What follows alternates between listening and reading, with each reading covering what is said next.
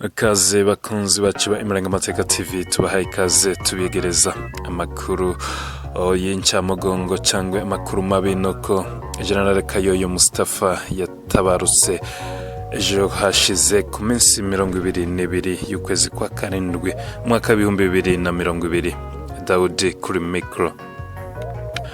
General Mustafa Kayoyo akaba ari umwe mu basirikare b'abanyamurenge bari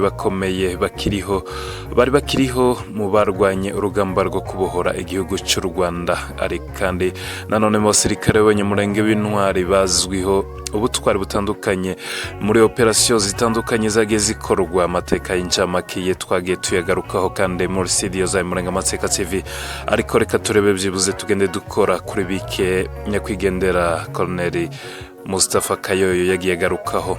Gusa hari yashize ukwezi kumwe avuganye n'itangazamakuru cyangwa ikinyamakuru cy'Imurenge, Imurenge TV. Ubu nibwo aherutse kugaragara cyane mu itangazamakuru General Mustafa Kayoyo. Reka tugende tugaruka General Mustafa Kayoyo mu ncamake, kandi yari umwe mu basirikare bakomeye cyane bafite inkomoko ya iwacu Imurenge, wicisha bugufi akaba yaha umwanya no guha agaciro buri wese bitewe n'icyubahiro cye cyangwa imucyubahiro cye, bitewe n'imyaka ufite, bitewe no kungana, no kuvuga ngo yari mu basirikare bakomakomeye mu gihe icyo ari cyo cyose umushakiye, waba ushinzwe itangazamakuru cyangwa waba ushinzwe kumenya ibindi bitandukanye. n'umugabo uha umwanya cyangwa uha umwanya uwo ari we wese atitaye ku buryo umeze nuko n'inshingano ushinzwe. Reka turebe General Kayoyo atabarutse ari umuntu ungana gute mu myaka. General Mustafa Kayoyo yavutse ku minsi 30 y'ukwezi kwa karindwi umwaka w'1968.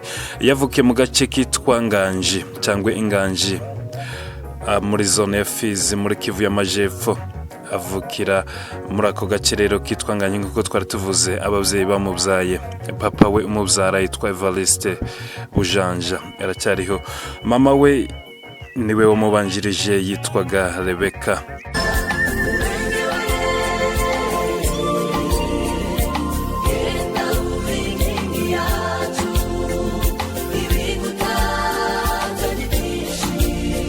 Mu kiganiro cye General Mustafa Kayoyo yakoze bwa nyuma, nibaza ko hashize ukwezi, akaba yaragiye agaruka ku butware bw'abasore b'Imurenge, ndetse agenda avuga komoza no ku mateka atandukanye y'uburyo bagiye baharanira uburenganzira butandukanye, cyane cyane ku bantu batandukanye.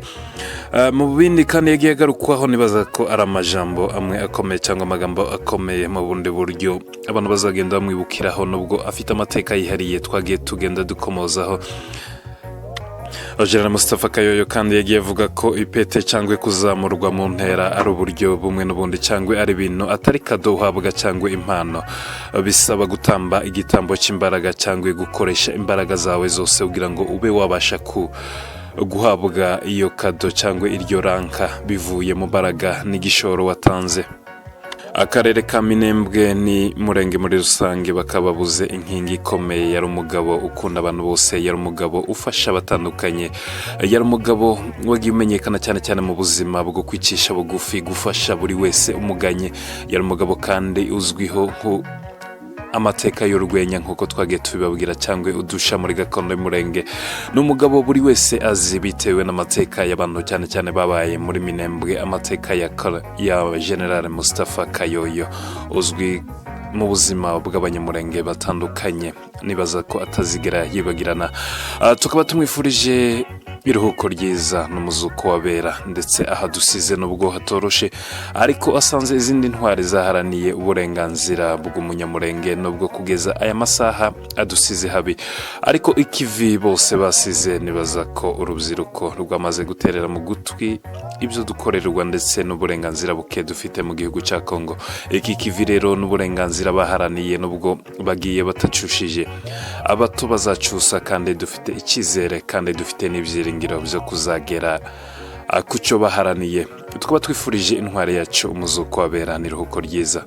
Akaba atabarutse ku minsi 22 y'ukwezi kwa karindwi afite imyaka 51 mu gihe haburaga iyinga rimwe gusa ngo yuzuze imyaka 52.